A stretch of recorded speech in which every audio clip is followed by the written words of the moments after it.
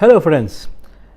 आज मैं आपके साथ एक बात करने वाला हूँ फ़िल्मों के बारे में जो हमारे पास रिलीज़ नहीं हुई, जो बैंड हुई थी। उनकी क्या वजह थी और क्यों हमारे मुल्क में या फिर कई अरब कंट्रीज़ में ये फ़िल्म रिलीज़ नहीं हुई है। क्यों सेंसर बोर्ड ने इन फ़िल्मों को ए सर्टिफिकेट नहीं दिया। मैं इन फ़िल्मों के बारे में बताना चाहता हूँ और ये कुछ गिनी चुनी फ़िल्में हैं जो बड़ी फ़िल्में हैं बॉलीवुड में, जो बहुत ही नाम और पैसे भी कमाई है, या फिर कुछ ऐसी फ़िल्में जो नाम कमाई लेकिन पैसे नहीं कमाए। उन फ़िल्मों के बारे में मैं बोलने वाला हूँ। ये कुछ 5 फ़िल्में हैं। पहले तो 80s के ज़माने की एक ऐसी बड़ी फ़िल्म थी जिसका नाम था सल्तनत। ये फ़िल्म के मुख्य कलाकार है लेजेंडरी सुपरस्टार धर्मेंद्र, उनके बेटे सनी देओल, जूही चावला, श्रीदेवी और करण कपूर जो लेट ऋषि कपूर के बेटे हैं। अमरीश पुरी भी थे इस फिल्म के अंदर, लेट अमरीश पुरी। ये फ़िल्म बता रही थी कुछ अरब लोगों के बारे में जो डिज़र्ट में रहते हैं, राजस्थान में रहते हैं। जो राजस्थान इंडिया का राजस्थान है, लेकिन हम उसको डिज़र्ट बोलते हैं। डिज़र्ट जो माहौल है, और अरबी ड्रेस पहनते हैं। अरबी ड्रेस जो पहनते हैं वो कुछ अजीब व गरीब रहता है, ऐसे नहीं जैसे मैं पहन रहा हूँ। और वहाँ यहाँ पर एक लोगो भी रहता है जो सऊदी अरेबिया का 2 तलवार का लोगो रहता है, वो भी दिखाया गया इस फिल्म के अंदर।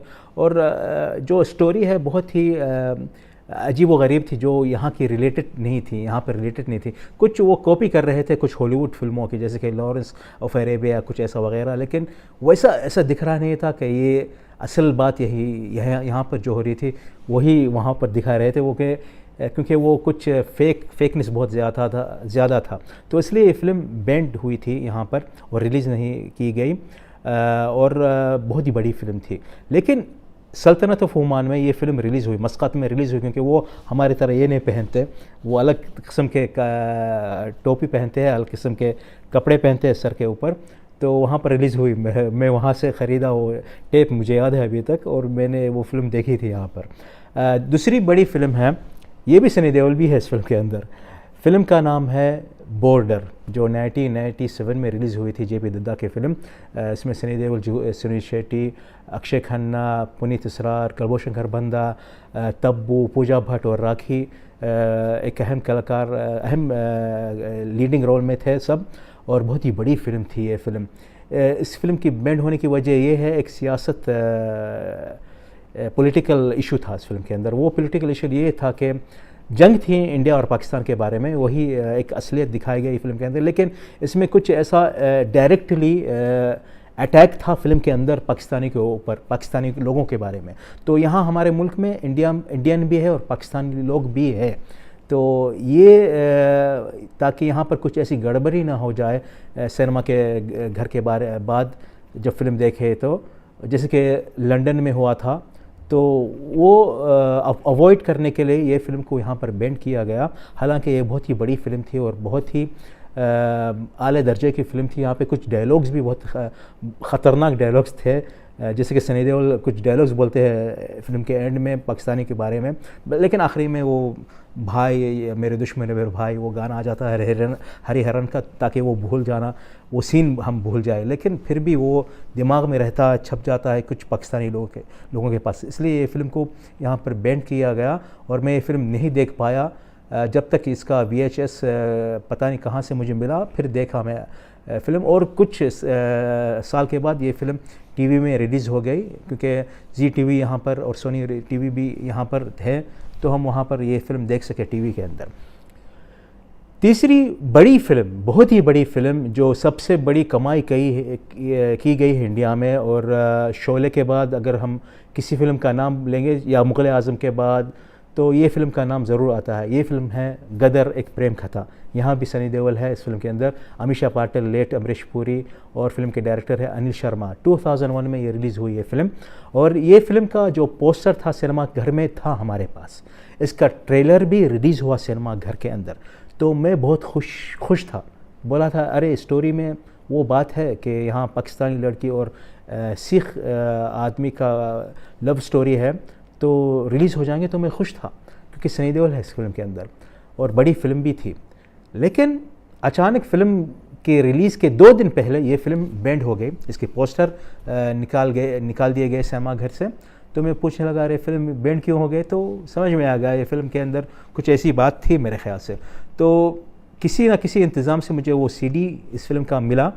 इस 2 या 4 दिन के रिलीज़ के बाद इसका सीडी कॉपी पता नहीं पाकिस्तान से मेरे ख्याल से यहाँ पर आ गया और मैंने देखा अपने घर में। लेकिन सीडी जब मैं फ़िल्म देखा शुरुआत में, सनी देओल की आवाज़ जो थी उन पे उनकी नहीं थी, किसी और ने डब की थी आवाज़। तो मैं वो सीडी निकाल के तोड़ दिया और फेंक दिया गुस्से में आके। मैं अपने दोस्त को बोला कि कल हम इंडिया रवाना हो जाएंगे फ़िल्म देखने के लिए। सच मानो मैं इंडिया गया 2 दिन के बाद और मराठा मंदिर में वो फ़िल्म देखा मैं 2 बार। और इतनी भीड़ थी सिनेमा के अंदर, लोग इतने चिल्ला चिल्ला के ये फ़िल्म का लुत्फ़ ले रहे थे। और चिल्लाने का वजह और दूसरी बात भी थी कि जोश था वो कि अरे हम पाकिस्तानी से जीत गए, ये वगैरह ऐसा जोश दिखाई दे रहा था मुझे सिनेमा घर में। तो मुझे समझ में आ गया कि ये फ़िल्म यहाँ पर रिलीज़ क्यों नहीं हुई। ये जोश था, शायद ये जोश एक ख़िलाफ़ पैदा करता था या कुछ मुसीबत पैदा करते थे इंडियन और पाकिस्तानी के बीच में सिनेमा घर में यहाँ पर। तो इसलिए ये फ़िल्म को यहाँ पर बैंड किया गया और यहाँ पर रिलीज़ नहीं किया गया। और उसके बाद हम सब जानते हैं कि फ़िल्म हर जगह पे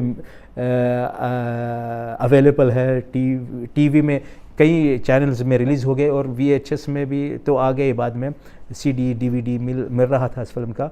और सोशल मीडिया के ज़माने में तो यूट्यूब में यहाँ वगैरह तो मिलेंगी ये फ़िल्म। चौथी फ़िल्म है आजकल के ज़माने की फ़िल्म जो रिलीज़ हुई थी 2 साल पहले, जिसका नाम था एक लड़की को देखा तो ऐसा लगा। ये फ़िल्म विधु चोपड़ा ने प्रोड्यूस की है। उनका एक बहुत ही बेहतरीन गाना एक लड़की तो देखा तो ऐसा लगा फ्रॉम 1942 लव स्टोरी से वहाँ से निकाल दिया गया।